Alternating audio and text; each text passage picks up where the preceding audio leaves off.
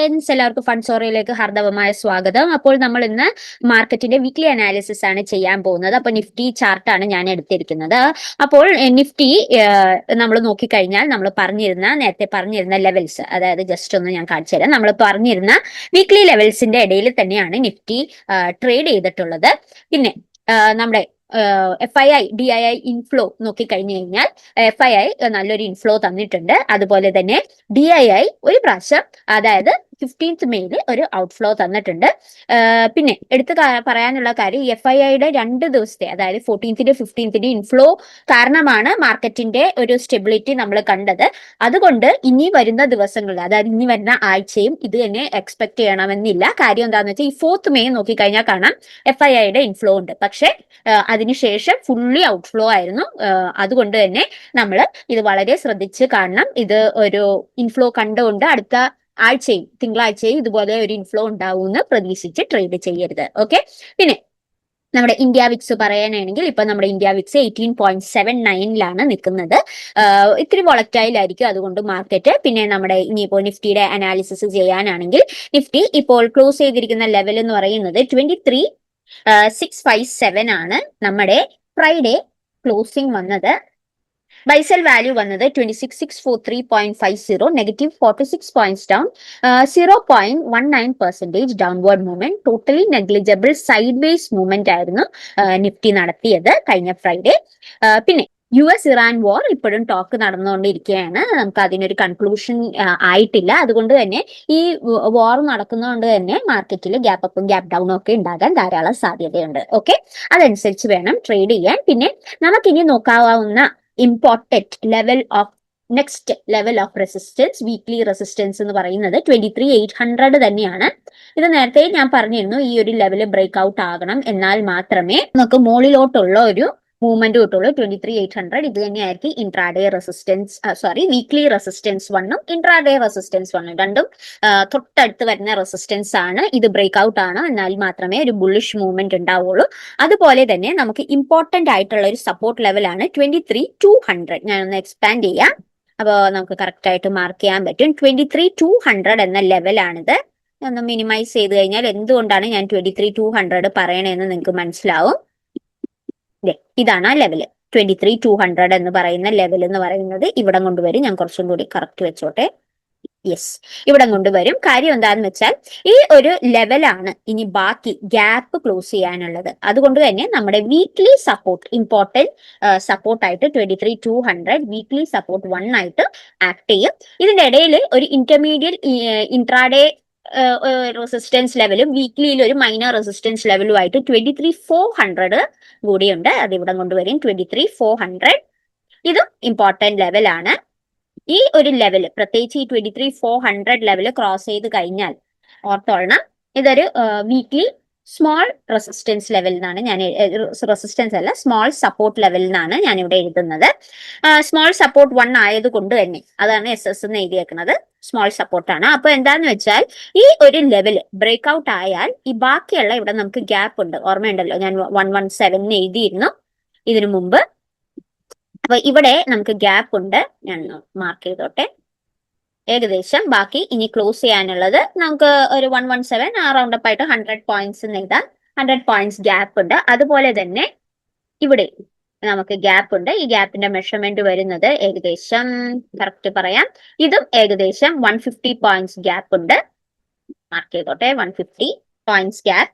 ഈ 2 ഗ്യാപ്പും ഫില്ലാകാനായിട്ട് മാർക്കറ്റ് ശ്രമിക്കുന്നതായിരിക്കും. അതുകൊണ്ട് തന്നെ 23,400 ബ്രേക്ക് ഔട്ട് ആയി കഴിഞ്ഞാൽ നമ്മുടെ ഈ 100 പോയിന്റ്സ് ഗ്യാപ്പ് ഈസിലി ക്ലോസ് ആവും. കാര്യം നിഫ്റ്റിയുടെ ആവറേജ് മൂവ്മെന്റ് 100 to 200 പോയിന്റ്സ് ആയതുകൊണ്ട്. അപ്പൊ ഇതൊക്കെയാണ് ഇമ്പോർട്ടന്റ് ലെവല് നിഫ്റ്റിയിൽ പറയാനുള്ളത്. അതുപോലെ തന്നെ നമുക്ക് നോക്കേണ്ട വേറൊരു കാര്യം എന്താന്ന് വെച്ചാൽ, ഡെയിലി ചാർട്ടിലോട്ട് എടുക്കാം. അപ്പോൾ ഡെയിലി ചാർട്ടിൽ കുറച്ചും കൂടി നമ്മൾ വീക്ക്ലി അനാലിസിസ് സ്വിംഗ് ആർക്ക് വേണ്ടി ചെയ്യുന്നതുകൊണ്ട് നമുക്ക് കുറച്ചും കൂടി ക്ലിയർ ആയിട്ട് കാണിക്കാൻ വേണ്ടിയാണ് ഞാൻ ഡെയിലി ചാർട്ട് എടുക്കുന്നത്. അപ്പൊ ഈ ഡെയിലി ചാർട്ടിൽ നോക്കിക്കഴിഞ്ഞാൽ നമുക്ക് മനസ്സിലാവുന്ന കാര്യം എന്താണെന്ന് വെച്ചാൽ, ഞാൻ മിനിമൈസ് ചെയ്തോട്ടെ.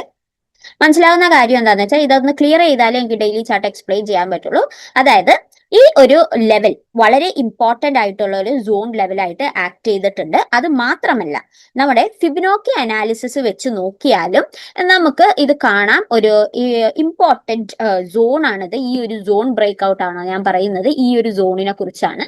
ഈ ഒരു സോൺ ഏകദേശം 23,200 ഞാൻ നേരത്തെ മാർക്ക് ചെയ്ത അതേ സെയിം സോൺ തന്നെയാണ്. ഇനി ഫിബിനോക്കി വെച്ചും കൂടി ഞാനൊന്ന് low to high, high to low എടുക്കാം. Low to high, high to low എടുത്തു കഴിയുമ്പോൾ നമുക്ക് ഇവിടെ കാണാം 22,992, അതായത് 23,000, 22,400 ഇതൊക്കെ വളരെ ഇമ്പോർട്ടന്റ് ഫിബിനോക്കി ലെവൽസ് ആണ്.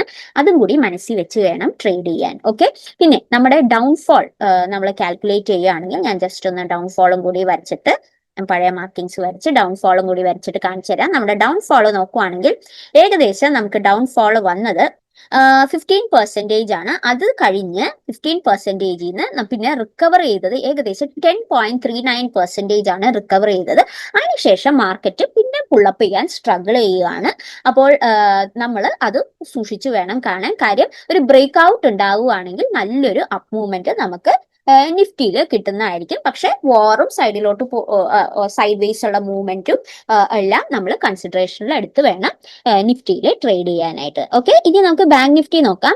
അപ്പോൾ ബാങ്ക് നിഫ്റ്റിയിൽ ഞാൻ ജസ്റ്റ് ഒന്ന് ക്ലിയർ ചെയ്തോട്ടെ. അപ്പൊ ബാങ്ക് നിഫ്റ്റിയിൽ ഞാൻ ഡെയിലി ചാർട്ടിൽ തന്നെയാണ് ക്ലോസിങ് ഫ്രൈഡേ വന്നത് ഏകദേശം 53,710 ആണ് ഫ്രൈഡേ ക്ലോസിംഗ് വന്നത്. ബൈസെൽ വാല്യൂ വന്നത് ഏകദേശം 53,710.35, -418.60 പോയിന്റ്സ് ഡൗൺ, 0.77% ഡൗൺവേർഡ് മൂവ്മെന്റ് നൽകിയിട്ടുണ്ട്. ഇത് നിഫ്റ്റിനെ അപേക്ഷിച്ച് ബാങ്ക് നിഫ്റ്റിയിലെ ഇത് ഒരു ബെയറിഷ് മൂവ്മെന്റ് തന്നെയാണ്. കാര്യം ബാങ്ക് നിഫ്റ്റിയുടെ ആവറേജ് മൂവ്മെന്റ് 150 to 300 പോയിന്റ്സ് ആണ്. അപ്പൊ 300 പോയിന്റ്സിന്റെ മുകളിൽ 418 എന്ന് പറയുമ്പോൾ കൂടുതൽ മൂവ്മെന്റ് വന്നിട്ടുണ്ട്. പിന്നെ മൊത്തം ഒരു വീക്ക്ലി നമ്മൾ നോക്കുവാണെങ്കിൽ -3.72% ആണ് വീക്ക്ലി ഡൗൺവേർഡ് മൂവ്മെന്റ് വന്നത്. അതുപോലെ തന്നെ നിഫ്റ്റിയും ഞാൻ നേരത്തെ ഡിസ്കസ് ചെയ്തത് ഇപ്പോൾ വിട്ടുപോയതാണ്. -2.44% ആണ് വീക്ക്ലി ഡൗൺവേർഡ് മൂവ്മെന്റ് മൊത്തം ആഴ്ചയിൽ നോക്കിയാൽ ഡൗൺവേർഡ് മൂവ്മെന്റ് വന്നിരിക്കുന്നത്.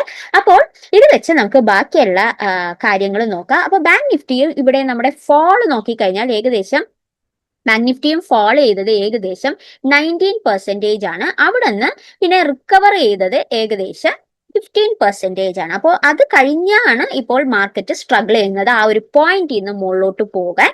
അപ്പോൾ ഇനി നമുക്ക് നോക്കേണ്ട ഇമ്പോർട്ടന്റ് റെസിസ്റ്റൻസ് ലെവൽ എന്ന് പറയുന്നത് ഇവിടെയും നമ്മൾ Fibonacci extension high to low, low to high എടുത്തു കഴിഞ്ഞാൽ നമുക്ക് കാണാവുന്ന ഇമ്പോർട്ടന്റ് 2 ലെവൽസ് ഉണ്ട്. അതിലോട്ട് കടക്കുന്നതിന് മുമ്പ് തന്നെ ഞാൻ വേറെ 2 കാര്യം പറഞ്ഞോട്ടെ. നമുക്കിനി നോക്കാൻ പറ്റുന്ന ഇമ്മീഡിയറ്റ് ആയിട്ടുള്ള റെസിസ്റ്റൻസ് ലെവലും സപ്പോർട്ട് ലെവലും എന്ന് പറയുന്നത് ഇതാണ്.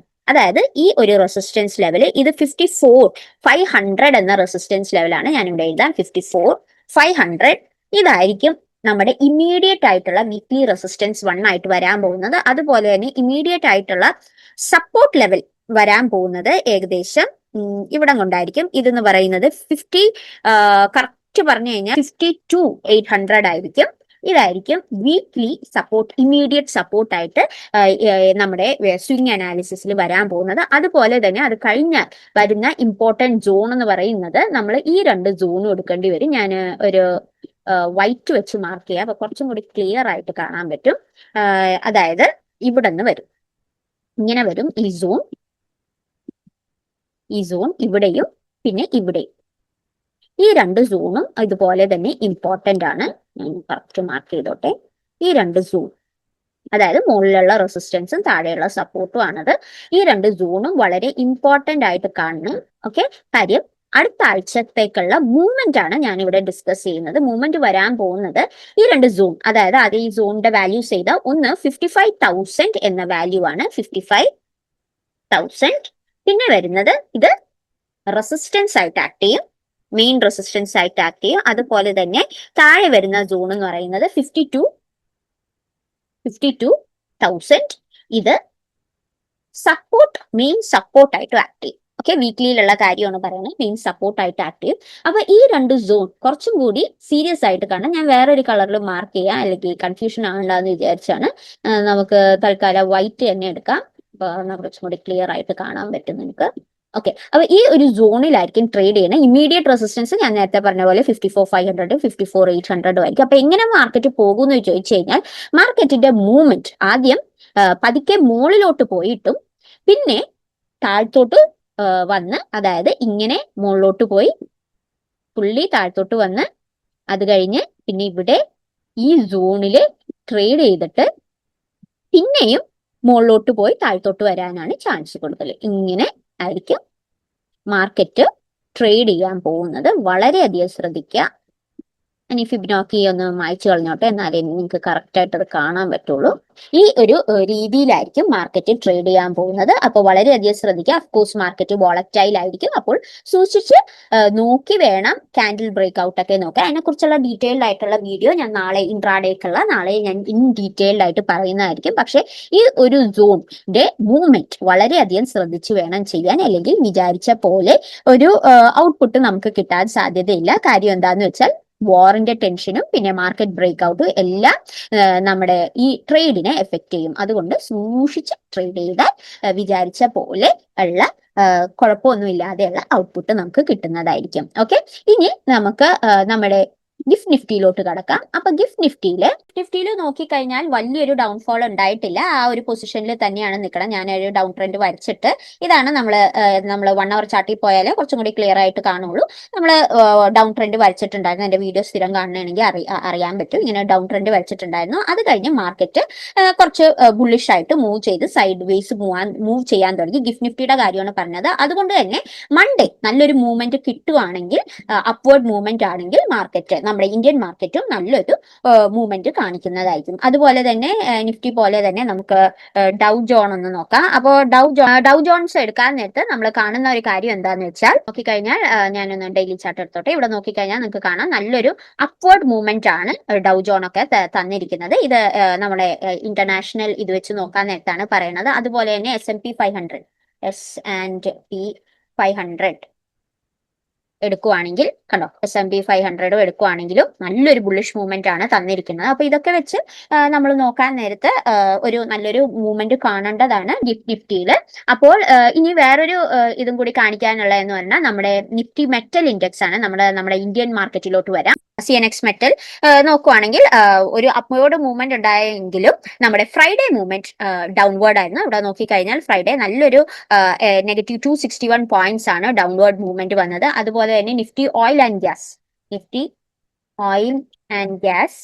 നമ്മുടെ നിഫ്റ്റി ഓയിൽ ആൻഡ് ഗ്യാസ് നോക്കിക്കഴിഞ്ഞാൽ നല്ലൊരു ഫോൾ ആണ് ഉണ്ടായേക്കുന്നത്. ഏകദേശം നമുക്ക് നോക്കിക്കഴിഞ്ഞാൽ കണ്ടോ, ഈ ഫോൾ കണ്ടോ, ഏകദേശം -616 പോയിന്റ്സ് ആണ് ഫോൾ വന്നേക്കുന്നത്. പ്രത്യേകിച്ച് BPCL, നമുക്ക് BPCL ഒക്കെ നല്ലൊരു ഫോൾ ആണ് വന്നത് ആഫ്റ്റർ എ ലോങ് ടൈം. കുറെ നാൾക്ക് ശേഷം നമുക്ക് BPCL സ്റ്റോക്സ് തന്നെ എടുക്കാം. BPCL, Bharat petroleum limited Stokes എടുക്കാൻ നേരത്ത് കണ്ടോ, BPCL നല്ലൊരു ഫോൾ ഉണ്ടായിട്ടുണ്ട്. ഏകദേശം ഒരു 10 to 11 പോയിന്റ്സ് ആണ്. കണ്ടോ, 10 to 11. നോർമലി BPCL ഒക്കെ വളരെ കുറവ് പോയിന്റ്സ് മൂവ് ചെയ്യാറുള്ളൂ. പക്ഷെ ഈ 10 പോയിന്റ്സ് എന്ന് പറയുന്ന BPCL ഫോൾ ചെയ്ത് 284 എന്നൊക്കെ പറയുന്നത് നല്ലൊരു ഫോൾ ആണ് BPCL ഉണ്ടായിരിക്കുന്നത്. ട്രേഡ് ചെയ്തിരുന്ന ഏകദേശം 319 എന്ന ലെവലിലായിരുന്നു. അതും കാണാം. പിന്നെ നമ്മുടെ റിലയൻസും ഇത് എഫക്ട് ചെയ്തു. കാര്യം എന്താന്ന് വെച്ചാൽ റിലയൻസ് ഇൻഡസ്ട്രീസ് ഒക്കെ മെയിൻലി ഈ ഒരു സോണിലാണ്, അതായത് ഈ ഒരു ഓയിൽ ആൻഡ് ഗ്യാസ് സെക്ടറിലാണ് റിലയൻസ് ഇൻഡസ്ട്രീസ് ഒക്കെ കൂടുതൽ ഡിപ്പെൻഡ് ചെയ്യുന്നത്. അതുകൊണ്ട് തന്നെ ഈ റിലയൻസ് ഇൻഡസ്ട്രീസ് ഫോളോ ചെയ്തത് ഏകദേശം 1473 ഏകദേശം 1336 ആയിട്ട് ഫോളോ ചെയ്തു. -25 പോയിന്റ്സ് ആണ് ഒറ്റ ഫ്രൈഡേ മൂവ്മെന്റിൽ ഫോളോ ചെയ്തത്. 1.87%, 2% അടുത്താണ് ഫോളോ ചെയ്തത്. ഇതൊക്കെ വളരെയധികം ശ്രദ്ധിക്കണം. പിന്നെ നമ്മുടെ സെക്ടർ ആൻഡ് ഇൻഡെക്സ് പെർഫോമൻസ് നോക്കിക്കഴിഞ്ഞാൽ Nifty 50യിൽ TMPV, doctor Reddy, ഇൻഫി, call India ഇതൊക്കെയാണ് കുറച്ചെങ്കിലും ബെറ്റർ ആയിട്ട് പെർഫോം ചെയ്തത്. ലൂസേഴ്സ് വന്നത്, ഏറ്റവും വലിയ ലൂസർ ആയിട്ട് വന്നത് ഹിൻലാൽകോ, ഇറ്റേണൽ, നെസ്ലെ ഇന്ത്യയൊക്കെയാണ്.